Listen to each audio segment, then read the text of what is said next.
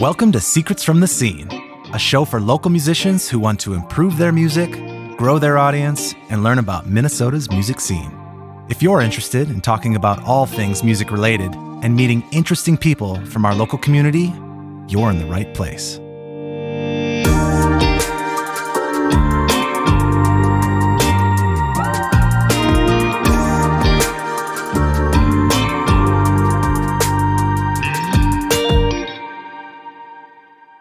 Welcome to Secrets from the Scene. My name is Stephen Helvig, and I'm your host. Today I have Noah Neumann and Maygen Lacey on as guests, and I'm really excited to talk to them about their band, Maygen and the Birdwatcher. Today's episode is going to be about their experiences in the band, but also specifically about what it's like to try to book festivals as an independent band, because they're in the process of doing that. They've had some big successes with booking festivals. But additionally then, when you book festivals and when you start to make those kind of big goals, what it takes to keep a band together. Because now you're talking about traveling across the country.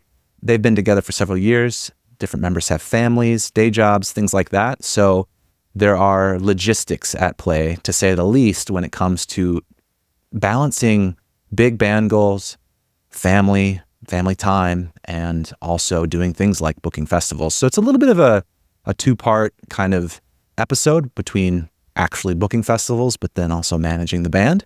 I'm really excited to hear how they are doing it and to learn a little bit more about the band. They have really exciting things happening right now. Their music's been widely acclaimed. And yeah, I'm going to read a little bit of the bio so people can get a sense of their history quick, and then we'll dive into the conversation. The past few years have been quite a stir for the Minnesota progressive folk rock country sextet Maygen and the Birdwatcher. In late 2021, they released their debut full-length album, Moonshine, which Americana UK wrote is stunning, earning them Midwest Country Music Awards for the Album of the Year and Americana Artist of the Year, and landed opportunities to join festival stages with bands like Old Crow Medicine Show, Paul Cauthen, Grace Potter, and even support a childhood favorite, Travis Tritt. They've sustained that momentum over the years, winning Album of the Year and Americana Artist of the Year at the 2023 Midwest Country Music Organization's annual awards, with their EP Bootleggin' at the Flower Shop. The band adventurously blurs the sounds of country, bluegrass, folk, and blues. Lead singers Maygen Lacey and Noah Neumann intentionally work to draw on their vastly different musical influences and vocal styles to bring a fresh and unexpected mix of songs to light. Maygen and the Birdwatcher have released 2 single tracks, Full Moons and Jericho, from their forthcoming Leap Year EP, which will be available August 2nd of this year, 2024. Leap Year was recorded by Minnesota native acclaimed artist and guitarist extraordinaire Eric Koskinen. And they are back in the studio with producer extraordinaire John Fields recording their next debut album, The Americana Dream. Please welcome Maygen and Noah. Hey, ain't me.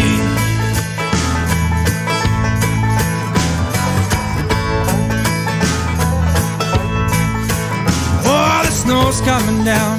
Oh, there's ice on the ground. Wind, it chills to the bone. So throw a log on. I keep singing this song about that old boy you've outgrown. He won't keep you alive. Hi. Hello. Thanks for having us. Yeah, thanks for being here. You guys have been busy. Yes, we have for forever. Yeah, it kind of feels like a constant. Once you start, you just gotta keep that momentum going, and especially with two songwriters and singers, we have so much stuff to work on and record and put out, and then go play live to support. So yeah, we've been busy. I want to go over a little bit of like the highlights of the band. Maybe let's start at the beginning, kind of when it formed and how it got started in terms of, because I think there was some solo projects before. At least I know you had some solo stuff happening, Maygen. Yeah, I was mostly a mom of young kids and a studio singer, like session work. I did a lot of, and I still do session work from my home studio, which is really nice for someone with young kids to be able to still work in music, still sing and get that, itch scratched or something, but then also be able to be much more present for little ones. But then, that reached a point where it just felt like I really wanted to get out there on stages in frend of people, and wound up meeting him and meeting Noah. and kind of going from there naturally. We met at a church gig in 2016, 2015, 2016? 2016, I don't know. yeah.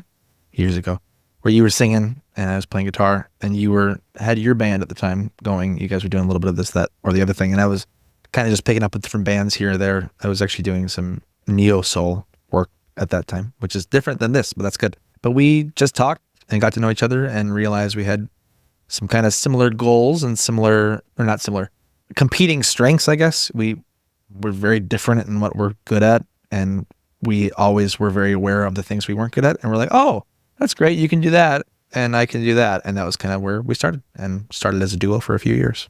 Mm-hmm. Okay, so it started with just the two of you Just the two of us, originally, yeah. For Okay. at least a good 2 years was just us, right?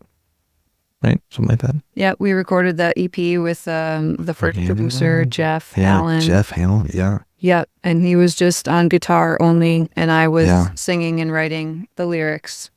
And then we kind of grew from that EP into the band after that in 2020. We really didn't do much really as a duo. We didn't see each other that much, so it was kind of a slow burn for the first duo EP. And then after that, 2020 was when we got band members, and we're like, okay, let's do like a full-length record, full band, have it be like more bluegrassy, country. Because the first EP that we worked on together is pretty folk. Just straight folk, yeah. Okay, so there was an element of like, we want to add a little bit more to this sound, and in order to do that, we need some more people. Yeah. Well, it's kind of, I don't know if we're ADD or what it is, but like, I just really like energy and like playing as a duo. And I wasn't even playing guitar. Like, it was just kind of boring to me. Some people absolutely love, just themselves and a guitar. Me personally, I hear so much other stuff going on in my head that like, why not try to make that happen in reality and have more players and, do the whole song that I'm already hearing in my head, Yeah, definitely. So when you guys decided to reach out to members, was that an easy process, or did that take some time? Surprisingly, relatively easy. We knew enough people around the scene and just experience with playing in other bands in other areas that we filled it out pretty quickly. And most of the original folks we had are still with us. We do have a rotating cast of bass players.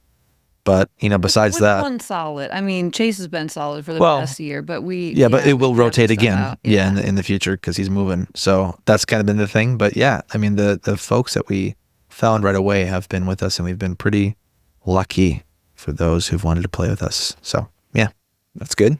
You start the band, you do the full debut album, that's like 2021-ish when that comes out? We released that in October 2021, Moonshine. Yeah.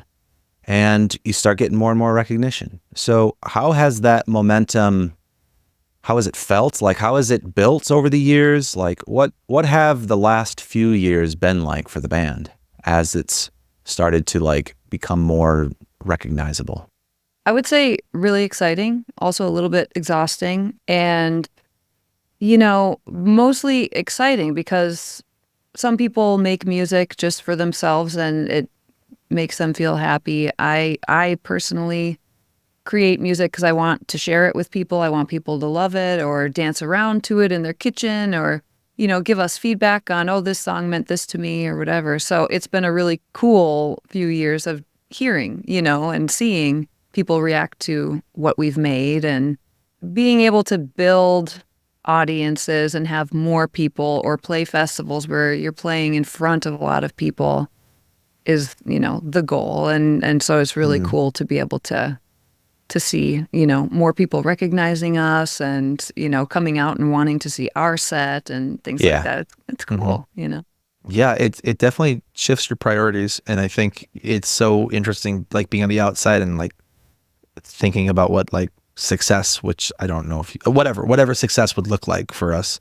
Because, we still very rarely even play regional. But it is cool, at least just internally, feeling like, oh, wow, we've finally been able to do some of these things that I've dreamed of. Not even necessarily like with how much exposure we've had, but just like, recording things that sound good, being happy with the way things come together, things like that. You know what I mean? Like that's what I've more been attracted to and kind of put my hat on. So, yeah.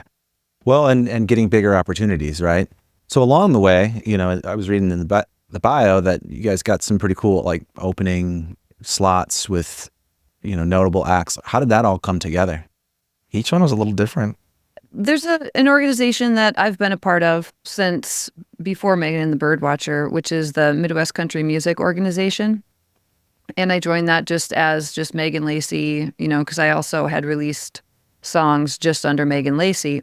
And they're a wonderful organization just of like our state area, like the Dakotas, Iowa, Indiana, Illinois, Wisconsin. I think that's it. Maybe a couple Michigan. Something like that. Mm-hmm.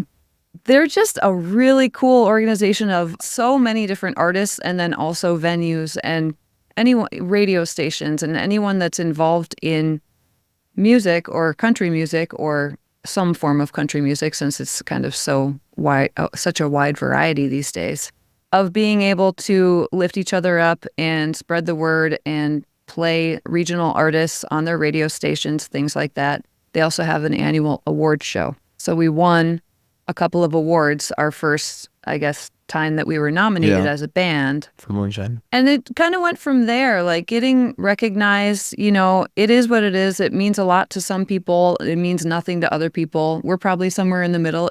Of course, it feels good to be recognized by people in the region, but then also your fellow artists have to. So once we won a couple awards, then there was other people, I guess, at higher levels that took notice and were like, oh, I want you to open up for, would you like to open up for Travis Tritt, Right. So that was that opportunity, Okay. which was pretty cool. And then I feel like it helps when you're submitting to festivals and stuff, just to say, oh, there's a handful of things that we've achieved on our own, through decent music or being good entertainers or whatever, that Whatever at that might be. least some bookers can look at and be like, okay, well, they've accomplished a few things. Let me press play on their music at least and give them a shot. And it's kind of like what we were talking about off air, but just like, what does it mean to win an award? Probably not much, but then people go, oh, that must be good then in that case. Yeah. Who knows if it actually is? But hey, at least, now that's a way for people to go, okay, this person did that. Sounds good. Yeah, well, there's decision fatigue. Exactly. If you think about it from, let's say, a booking agent, talent buyer perspective, hey, I need to find somebody to fill a spot, and you're looking through 50 different band resumes, so to speak. Well, the one that's got a bunch of awards in it, you go, well, that must be good. There you go. Yeah. And you might start with that because maybe you just don't have time to listen to all of them. Exactly. And that's the reality of how these things work. So yeah, awards, whether they're artistically important, they are socially important. Right. And they help people make decisions faster. The same way that everybody on Spotify, generally, when you're looking up someone you do, is going to start with the most played song. There you go. Yeah. Yeah, I know. I try not to do it, but I Which do it. almost always is not the best, description of the artist. It just ours tends to is be something. desperado, I know. right? It's something so random. You know what I mean? It tends to be, or it was in a movie or something like that, but that's the way it goes. Yeah. But that's how it goes. Yeah. Yeah. That's how it And goes. playing to that and understanding it and using it to your advantage is smart. Denying that it's the way that humans work it's not going to help. I think that's cool. And, I've had at least one or two other guests that have also, been involved with the Midwest Country Music Awards, if that's the name of the organization. Yeah. I find that what a great organization. Like there's not an equivalent of that in other genres. I mean, I would have said, what was it, the MMC? Minnesota Music Coalition. Oh, the coalition. The yeah. Minnesota Music Rest Coalition, in I peace. thought was just fantastic. I thought it really was. And they had a good run. They had a lot of programs that I went to, and I went to some of the classes and met up with, a lot of people in the Minneapolis or Twin Cities area when I was first starting to try to get out and do music. And I thought they were great. Wish they were still around, but all things take volunteers, and volunteers get tired. Yeah. So, And even just outside of the awards, it's just a good opportunity and spot to just find other people who are good. With decision fatigue, there's also just new music fatigue. I don't have time really to just search around and try to find stuff. So when there's something like this that we can be a part of and find contemporaries who are talented and good, it's just fun. Yeah, it's convenient. And Yeah, it's fun. it's convenient. Yeah. people in different states that, they can help introduce you to their Exactly. state Can and vice reciprocate, versa. yeah. And just you be know. inspired by it and stuff like that. So Yeah. Cool. So, you start getting a little bit of these sort of press and accolades and that sort of thing that leads to more opportunities. And there's sort of a snowball effect, I'm sure, How much of those of these opportunities over the years, and maybe specifically some of the big shows, but anything that comes to mind, is you guys going out and saying, hey, I want that, versus somebody coming to you and saying, we heard about you. 95.5? 98.5, 98.5% seeing something and saying, okay, that's my new goal for next year or the year after that. You got to kind of shoot long because you have to lay a lot of groundwork to hopefully achieve the goal. Earlier this year, we played, was it Appleton? I'm thinking of Appleton Beer Factory. Yeah. Where the promoter was like, Maygen just wouldn't leave me alone. The only reason you guys are playing here is just because Maygen would not leave me alone. It's that's true. why you're here. He said I was tenacious, and You were. I say thank you. Yeah, you were tenacious. Okay, No, it's but I'm true. just saying, like, that's what it was. It's like, we were playing this show because we wouldn't not play the show. You know what I mean? That's kind of what it was. And he's like, and it was great. You know what I mean? I apologize. And it was, very well received. So it was not like we shouldn't have been playing it, but it was just like, sometimes that's what it is. You've just bothered somebody into submission. And Well, you're very good at that, Maygen. Thank you. I appreciate that. No, but that's only some circumstances where I do my research and I really feel like I know my band better than anyone else, and I know the places where I feel we would do best. Or there's there's just a certain type of people that go to shows at this venue, and I want to help some of those bookers know, like, no, really, we are a good fit for you, know. There's not that many that I do that with, but Mark at Appleton Beer Factory, he's a cool guy. Yeah, it was good. It's good. I like it. I think that in general, most people have the opposite problem. They're just too scared to keep asking, or like, I'm going to bother somebody, or I'm going to be annoying, or whatever. So There's something to be said for that, though, too. I have a feeling there's a handful of venues that have decided this girl's annoying. I'm not going to respond ever, and that's okay. Then that just means that's, they're not our people. We shouldn't play there. Every town has a handful of options. And if people don't like, the way I email or I call, that's okay. Yeah.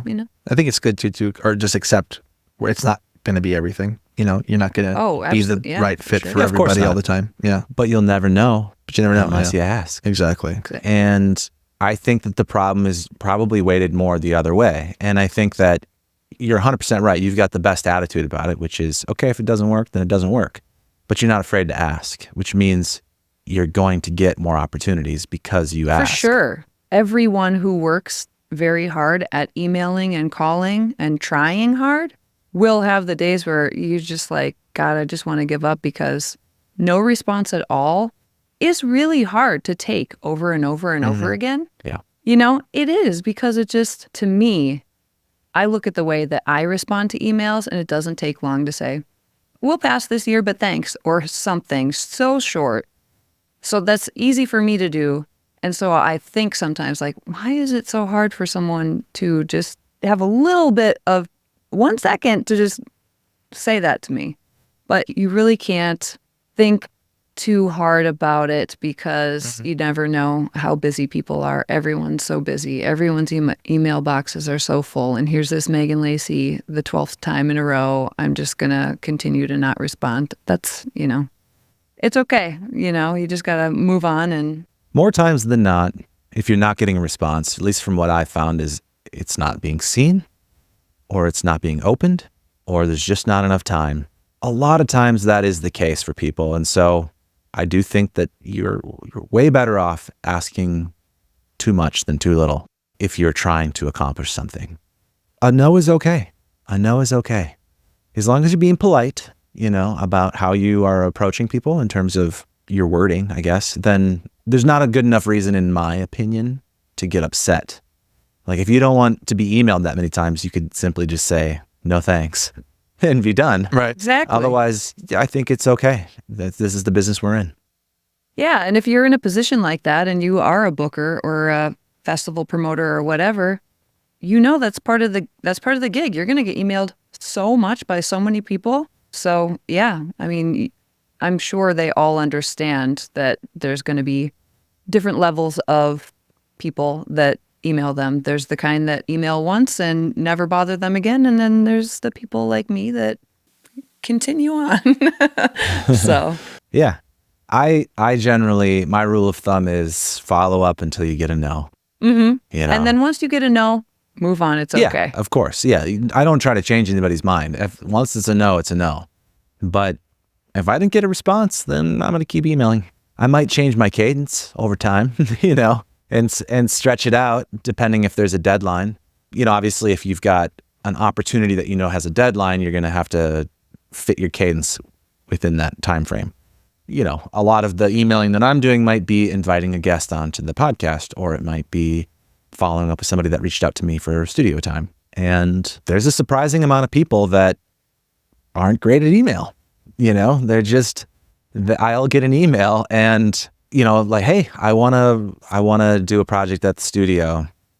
Let's talk details or whatever. And I'll respond like, great, let's set it up. Here's a booking link. I'll never hear from them again, you know? And it's like, those are the ones I'll just keep following up with until they either say, oh yeah, something changed or whatever, you know, but sometimes you just got to stick with it.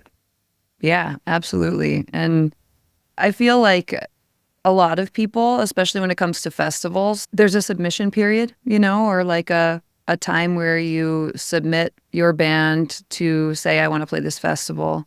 And then a lot of people might just leave it at that.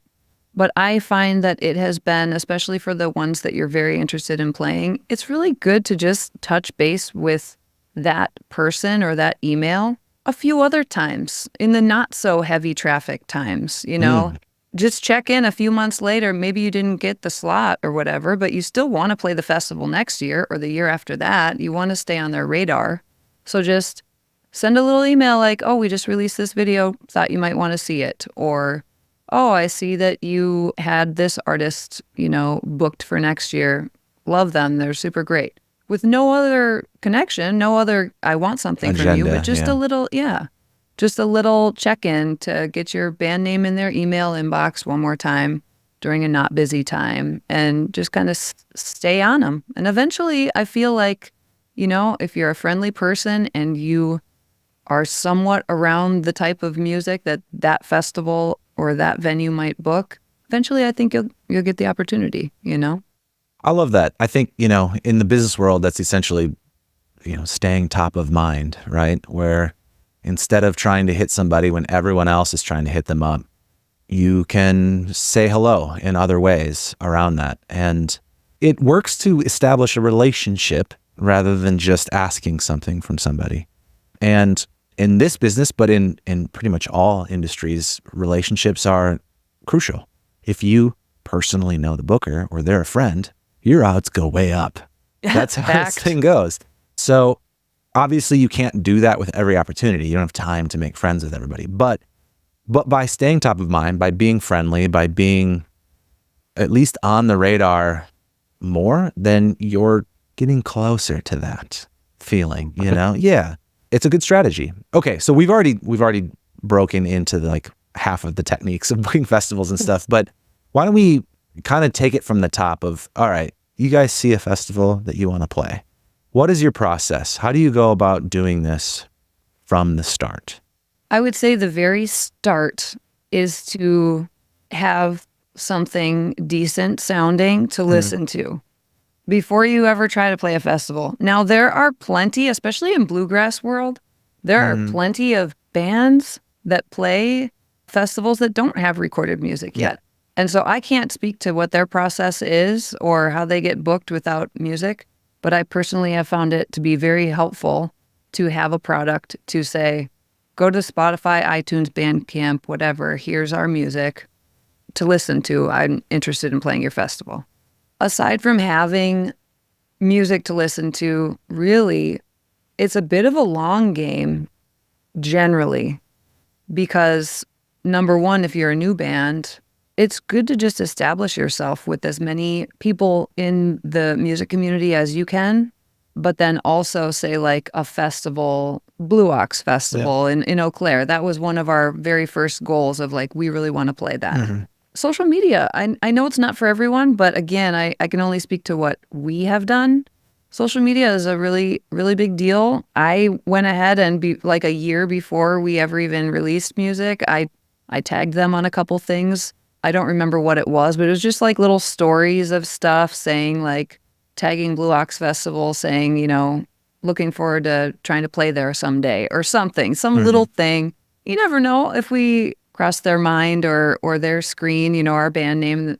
Who knows if they took interest at that point at all? Probably not. But little check-ins, commenting on whatever they were up to, their posts or their lineup announcements, just getting your band name out there and seen in the circles that you want people to start recognizing you. Yeah. It's crazy how much we'll hear feedback from people like, oh, I saw you popped up here and there and here. And I keep seeing your name on all these different spots. And I think social media is, like playing other shows is great for that, but also just the social media aspect or having the interaction with other people just makes your name there. It's available. It's ready to be seen. How much research goes into the festival itself? Typically, what I have done is, number one, it's a festival I think is great because, say, like Jason Isbell and the 400 unit are headlining, and wow, I really like them. Okay, well, I don't know any of these bands underneath, so I'm going to go check out all these bands. Wow, this is really cool music. Oh, that's cool. That's sort of like what we sound like. I think we could be a good fit for this festival. Sweet.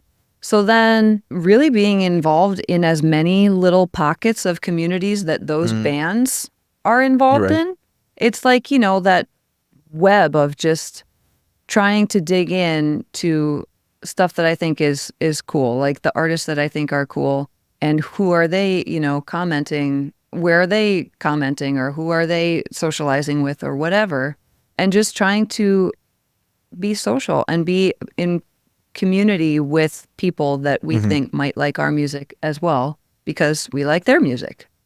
Developing friendships with other bands too helps because, we'll get opportunities, they'll get opportunities. So it's good to kind of share those and say, oh yeah, this one, you guys would be a great fit here, or maybe not that one, Yeah. And that happens over time as you play more shows and that sort of thing. But when you say like trying to, get into that web of different little communities, that you're still basically talking online interaction.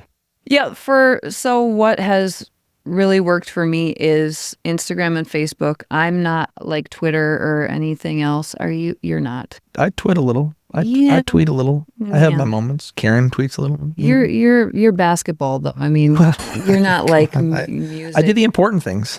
Okay.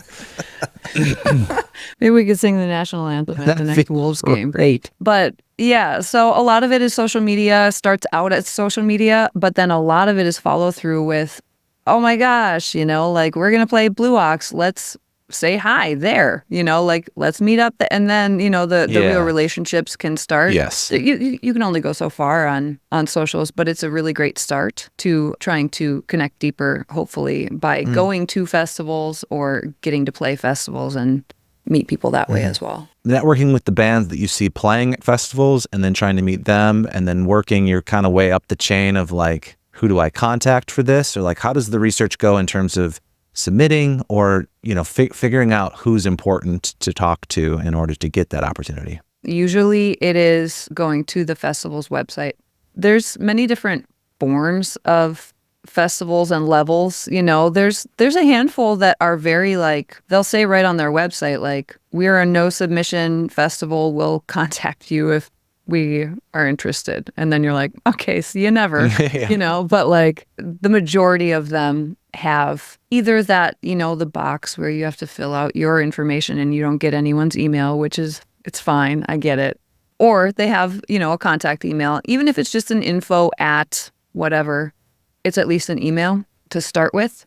Sometimes you get a response from not the info, and then I just have a spreadsheet full of as much information as I can gather. Like when I get an email back and it's not info, then I'll go ahead and add the person's email to my spreadsheet, Just keep as much information as I can, and if they responded at all, or did I fill out the contact form and there was no email, a lot of note keeping to try to talk a little bit about that specifically. Like what do you keep track of in your spreadsheet? So I started a spreadsheet basically when we started the band just to start collecting, because you can only search through your emails as successfully as, sometimes you're successful and other times you're like, I have no idea what I did, last year about this.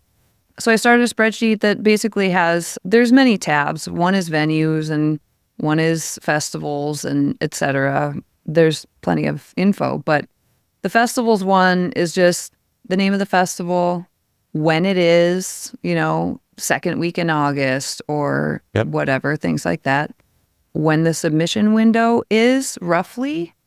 That one's kind of hard to keep track of sometimes. I feel like maybe it's not exactly the same always over the years, but at least generally an idea of when people are accepting submissions. Email address, person to contact if there is a name. Mm-hmm. What else is on that spreadsheet? And then you keep track of how many times you contact them and when and all that? Yeah, so then also bands that we're familiar with that have played the festival, a lot of times that's how I find the festivals, is bands that I think are really cool or similar to us, or bands that are ahead of us by a few years that, okay, that's the next jump, that's the next goal. See what they're playing, add that festival to the spreadsheet, do the whole process, go to the festival's website, figure out who to email, and so at this point, our festivals sheet is a couple hundred probably across the country. And then, pretty big submission in the fall-ish time for summer festivals.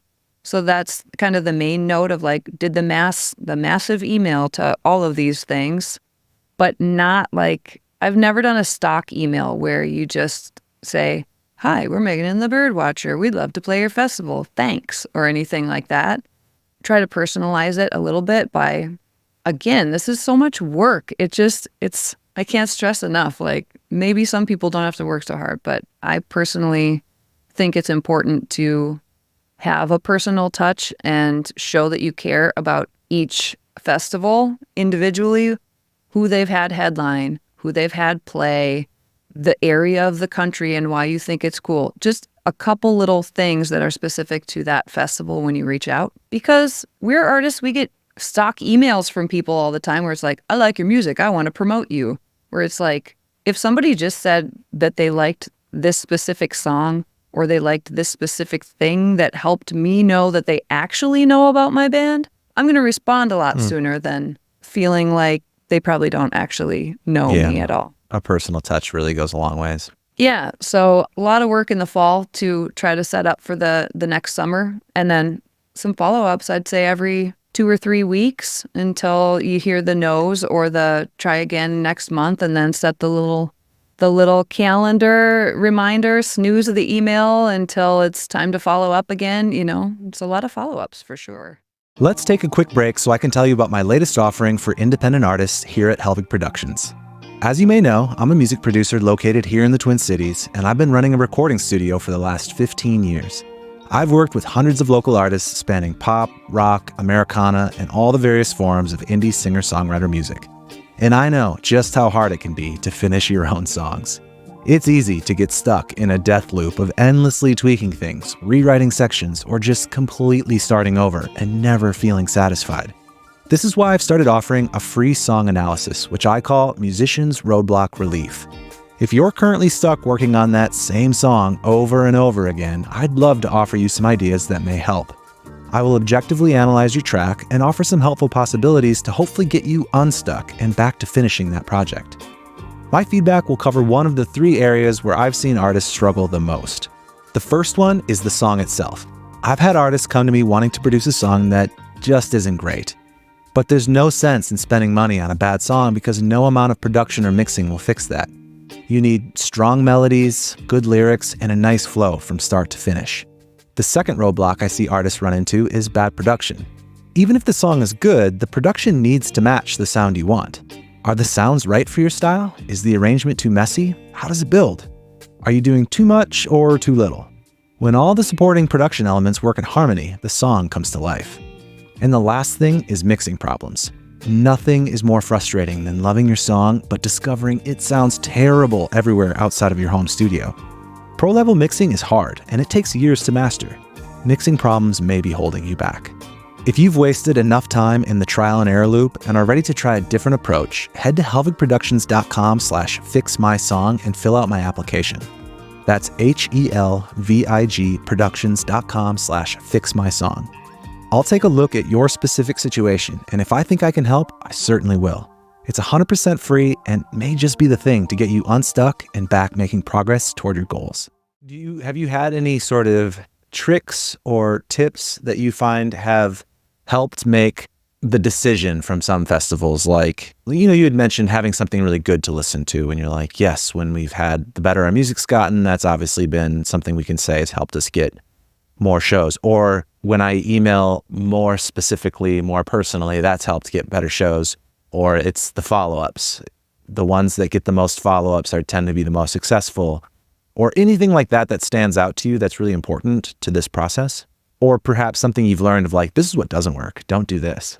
A handful of times I have noticed a little bit more action when I have followed up with just one other thing. Like, hey, just wanted to update you. We released a music video. Here it is.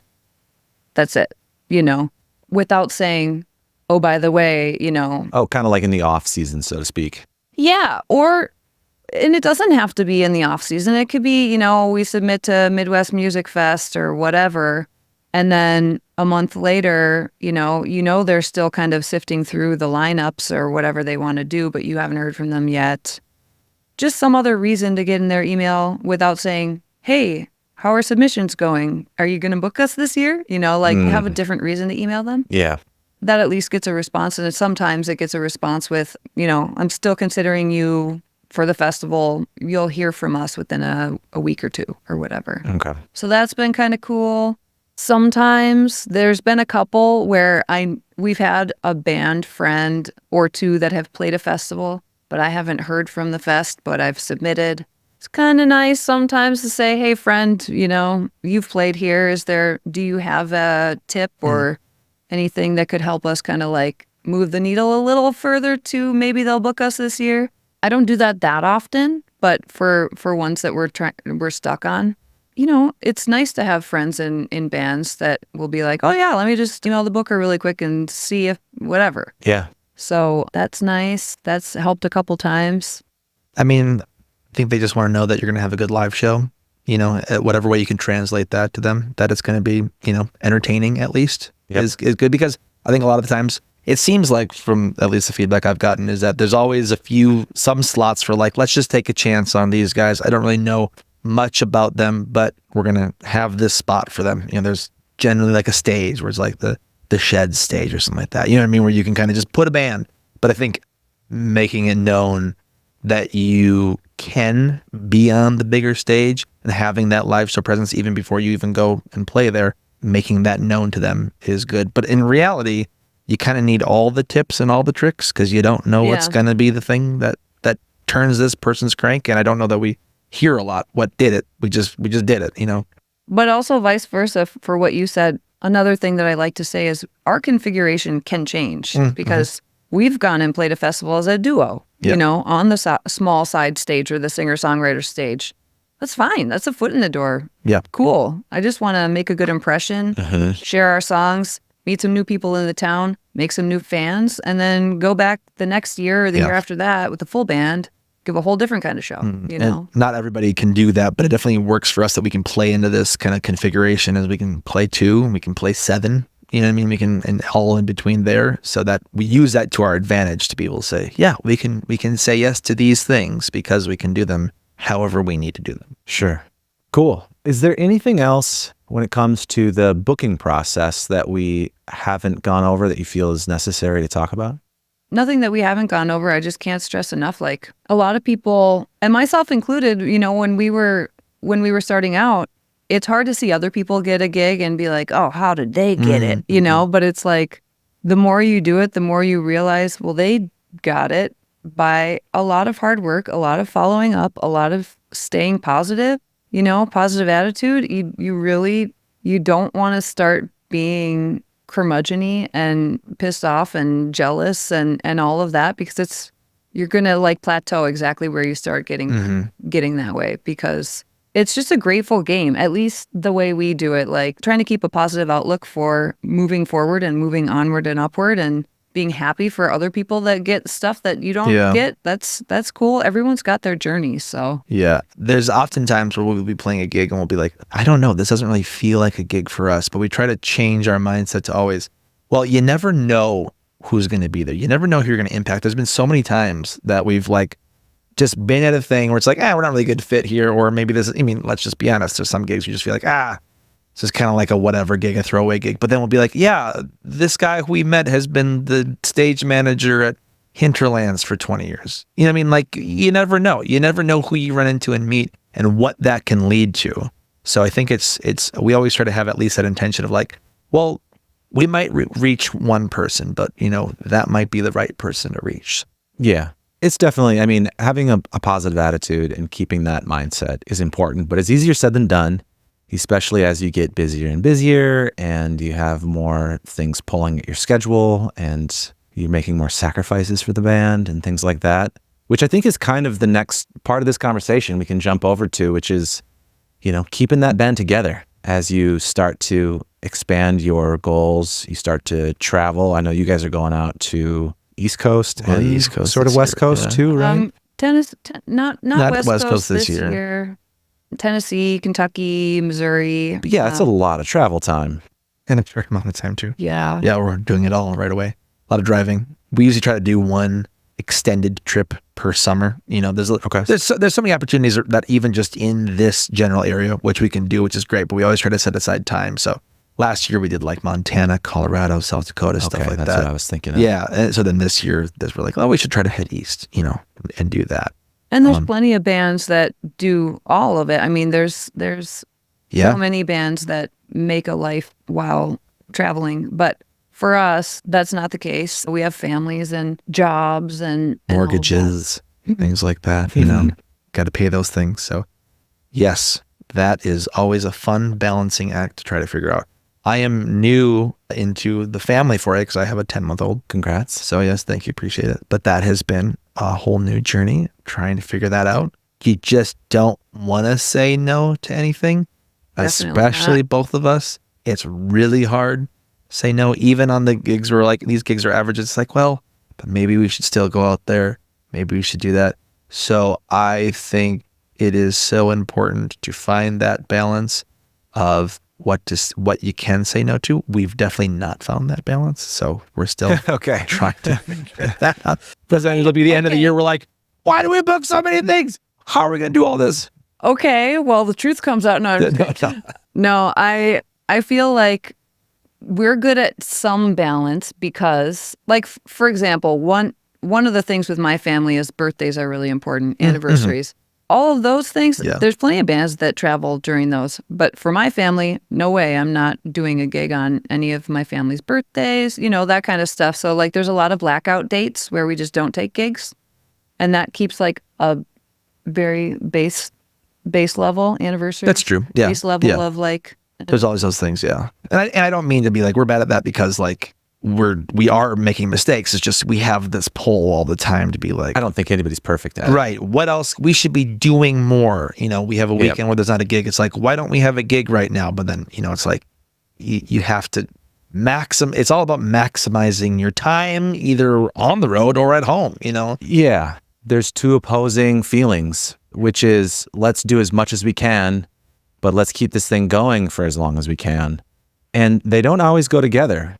Because in the short term, if you do take every gig, as you were saying, with that mindset of, you never know, somebody could be there, which is true. It is true. But what I do know is if you do that forever, you will burn out. Yeah. Oh, for sure. And so there has to be a line where you go, this is worth our time and this is not worth our time because your time is valuable. You have other things. When you're just starting a band, you're in high school, you're in college, whatever, and you don't have as many priorities in your life yet, your job is super flexible or whatever, you can say yes to so many more things and be okay with it. You're learning, you're playing. But when you get further down that line and you have families or careers, just any other priorities that are less flexible, you have to now start setting a threshold of, there might be somebody there or this might be a good opportunity, but it doesn't hit our threshold. Yeah. But it's really hard to figure that out on a band basis. There's personal thresholds, Right. but then somebody else's threshold is here and somebody Oh, for else's sure. threshold is here. 100%. And so then there's conflict over, I think we should take that gig. I shouldn't. That's where this thing gets difficult, where somebody might say, yeah, that gig in Maryland is awesome. And how could you not want to do it? You know, and the other person's like, yeah, I don't have time for that. Yeah. It is that tough balance. How does the conversation work in your band? Like, how does that begin? I mean, it's just the two of us who kind of make that booking decision, and then it comes down to if band members can't do it, Okay. well, then we figured that out. Then so we find subs. And subs that's are kind of change, yeah. when we first set out, you know, to be a band and then travel. It's funny. I was just watching one of your episodes, the project manager. Yeah, Mike stuff. Burrell. And yeah, I thought it was great. It was something that we did not do, which was when we have a band. I mean, we were super excited to have the members that we did, but we didn't have a conversation about traveling and touring, you know? So when that conversation came up, it's like, oh, we want to tour. We want to, like, you know, let's go to Colorado.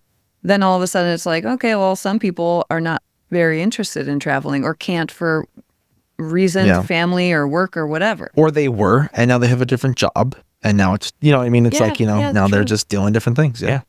So that's kind of when subs, the idea of being able to have subs kind of came into our life because we don't like to say no to opportunities.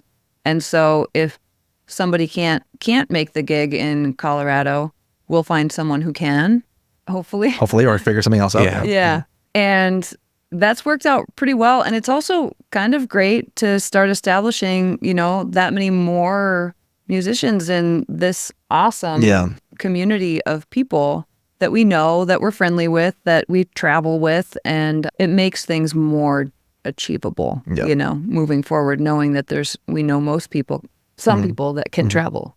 And it again, it's work, but it's also good work. Because sometimes it's like, great, we're on our fifth bass player who I'm calling, you know, the first four guys are not available. But then eventually, a lot of times it opens up a door to a whole another world of like musicians and opportunities and contacts and things that you would never expect, you know what I mean, to come out. But it benefits us in the long run. Yeah. I think that there's a couple things I want to break down from that, which is, Yes.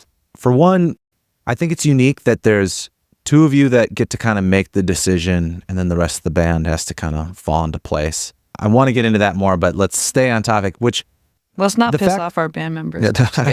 well, it's unique. Obviously, there's lots of other bands that do that with either just one band leader or two or so on. And then there's bands that are completely democratic. The fact that you guys can be modular in the sense that, okay, we could do this as 2 or 3 or 4, and then we can do this as 7.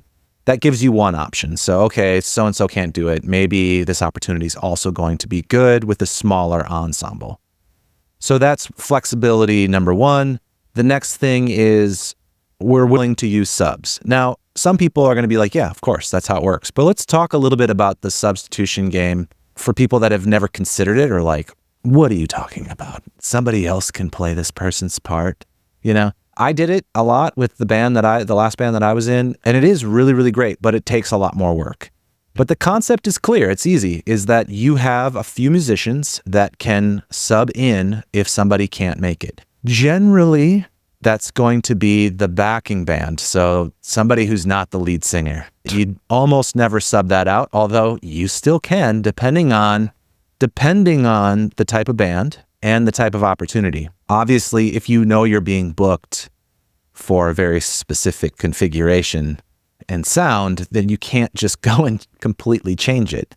But there are groups that provide entertainment that's less attached to who exactly is doing it, and they can sub out their members easier.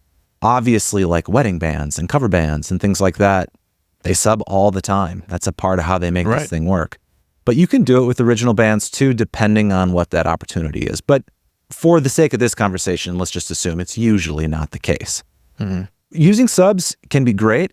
You have to prepare for it. It generally means a few more rehearsals because now you have to have rehearsals with that player. It also generally means you have to financially figure that out because your subs will definitely require payment and potentially more than average depending on the level of player they are. But usually the higher they are, the easier they can sit in. They don't need as many rehearsals to get by and play that gig pretty flawlessly. But things like having a shared Google Drive or Dropbox folder that has the songs, maybe has charts, maybe has isolated parts, depending on how complicated you're trying to get with stuff. All of that is a part of effectively being able to use subs. And quickly, like being able to, like, even just recently we had one of our band members say, "Oh, I actually can't do that gig that's in 3 weeks. Sorry." So having everything that you need ready for the sub, which is what you had said, the charts, we have a link to all of the songs, that they would be playing. Find a rehearsal date. Yeah, a rehearsal date. And then you're pretty good at that point. We're pretty lucky to also find dynamite players who, finding players who are just good, and we've been very, very fortunate to find some very, very good players who are, I don't know why they want to play with us, but they do. But also, too, I think also we're okay with flexibility as like recorded versus live. You know what I mean? A little thing is, if you play fiddle, you probably play mandolin as well, but you may not be as strong on one or the other. So it's like, could I play this on mandolin? Sure. You know what I mean? It's just like, yeah, we have to comp these few parts, but as long as these are in here, then let's see where it goes. That's an important point of like playing with substitutes also means you need to be somewhat flexible with your songs. Mm-hmm. And I like that because there's a lot of times we'll be like, whoa, that's kind of a cool approach to that song. Let's do that again, or let's dig into that more. But, there always is the risk of being like, I didn't really. Particularly if you sub out drummers sometimes too, it's like, okay, yeah, that's a different feel. But that can open you up to going, oh, well, that's kind of interesting. Maybe we should do that next time. So you have to be open-minded or have enough time to rehearse if you're not open-minded. Yeah. Which, and it's nice because we kind of have like the sub roster where it's like, here's 3-4 folks we can kind of hit, and they know kind of what the general thing is. And at this point, we can fill most things with that. So in a lot of ways, I just look at it like the extended band. You know what I mean? Like, yeah, they're not playing with us all the time, but they play with us enough where it's like, yeah, this is just this is this team in the way. Obviously people have been doing this and continue to use subs, but it's something that you might want to start thinking about if you haven't done it, particularly if you're looking at going out and booking these bigger opportunities. Maybe you clicked on this episode because you're like, yeah, I want to start planning a festival, or I got my first festival coming up or whatever. You need to plan for that. Because even if everyone's on board, things come up. Somebody has a family emergency or a last minute change that, is justifiable. They cannot make the gig anymore. Having some subs that are somewhat familiar with your music that could fake it and sit in can save a really huge gig for you. Yep. Definitely. Definitely. This conversation's been great, and we don't need it to go on terribly longer. The only other thing I kind of wanted to circle back to, if you guys want to talk about it, is how that hierarchy works of like, you two started the band and we're saying that you kind of make the decisions on how to do that. How does the rest of the band fit in terms of their role? Are they all sort of paid members? Mm-hmm. Okay. Yes. So generally, and if there's anything that Maygen and the Birdwatcher do really well, it's being ambiguous. Everything is just a little bit of like lines blurred as far as genre, as far as what the band looks like, things like that. And that is some of it on purpose, some of it is on accident. But yeah, so generally what we want to do is they are consistent folks who play with us that we pay to play with us. We don't always pay them as much as we'd like to, but that is just reality. We have never personally we don't generally pay ourselves out of the band and stuff like that. So we reinvest that all back into the band, into whatever that may be. But you own the band. But we own the band. Yeah. So one of those things is the members. We want to, we try to, as best as we can, pay competitively all these folks, and consistently we keep pretty much the same members, and it's good, but we pay them, and we would be handling them, at those duties, tasks, things like that. We figure those things out. Yeah. We don't sub for one of us, Yep. The two of us will always be at a gig, but yeah, that's kind of how that works. I struggle to think, I guess, like our friends, the Foxgloves, every member has equal say, equal share, equal all of it, songwriting, all of it.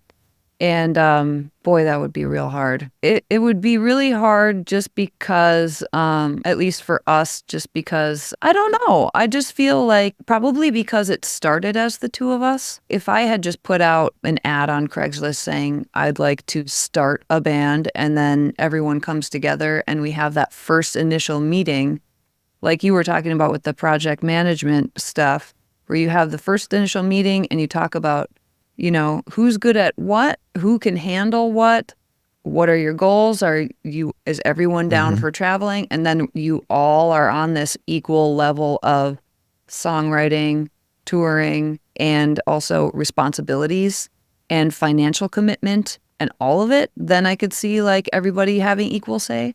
But the fact that, we pay for everything and the studio time and like all the stuff is our responsibility. I just feel like it works better that way, and it gives our guys an out to be like, no, I can't do that gig. Yep. Without a whole bunch of drama. Without drama, yeah. Or having to be like, there's no like ideological differences at that point. And a lot of them play in other bands too. We can't expect them not to do that if this is what they're trying to do. We can't fill every date for them. We can't make this work. So sometimes that's just how it is. Our drummer Peter, often in the fall, he's touring, and we knew that coming into it, and that's just the reality. We still want those guys to be kind of our main guys, and it's still like the band, you know what I mean? It's still the band, but I think it works out like that. There's benefits to doing it this way. There's benefits to doing the whole band thing, and there's the drawbacks, and we just realize that these are the benefits that work for us, Yeah. I'm glad you guys are talking about it, because I think when it's something that people generally don't think about when they start a band, it's just like, all right, we're here, let's just have fun and make some music. And that's probably how it should be when you start, but it becomes problematic at some point, particularly the more members. So if you have 6 or 7 members, in my opinion, you're almost forced to start having a few people that are going to take ownership. Simply because it's too hard to balance that many priorities. Sometimes 2 opinions are too many opinions, and what I mean. But you know what I mean, like that's what it is. Like and there's benefits that we've talked about, like kind of iron sharpening iron, where I think this, you think this, and over the process we kind of figure something out. Like naming an album or something like that, things like that.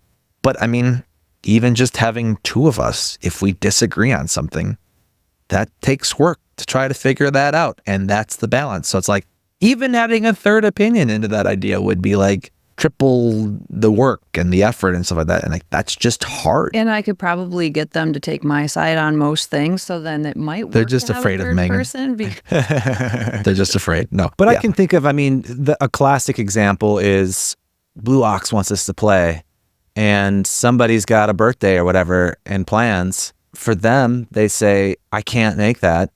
But for the next person, they said, well, I skipped my birthday on the last big opportunity to do that. Why aren't you doing it for this one? And that stuff comes up all the time.